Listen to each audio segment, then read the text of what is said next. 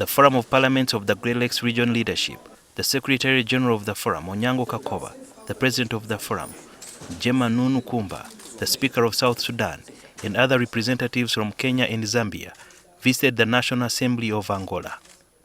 The delegation was hosted by the Speaker of the National Assembly of Angola, Carolina Saquira. During the tour, leaders were asked to study the situation in Sudan affected by politics of ethnicity. Angola has had its share of violence and troubled political history since its independence from Portugal in 1975.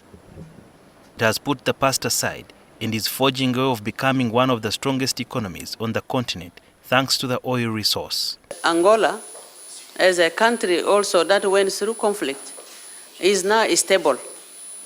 And as I can see, all the parties are represented in the government.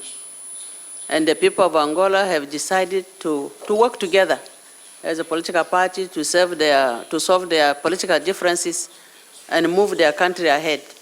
This is something very important that South Sudan should learn from Angola. Angola has one of the biggest national assemblies in East and Central Africa, or in the entire Great Lakes region. However, it has only 220 members of the National Assembly compared to Uganda and South Sudan, which each have over 500 legislators in the face of struggling highly indebted economies. 550 members of parliament. You may be surprised why you have big number like that. The reason is because after the war, we all had to come together and everybody want to be represented in the government.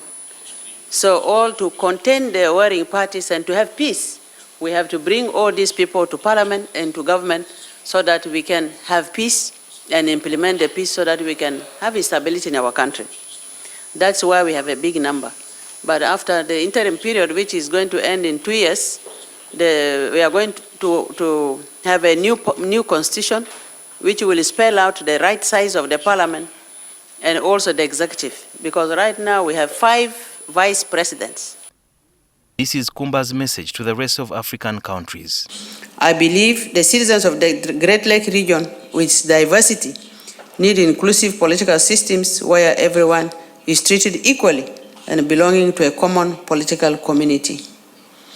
I also believe that there is a need to promote internal political and diplomatic discourses to find lasting solution to the security crisis in the entire Great Lakes region. It is hoped that the lessons South Sudan is picking from Angola are implemented. But could Uganda reflect on the same lessons? Sudhir Byaruhanga, NTV.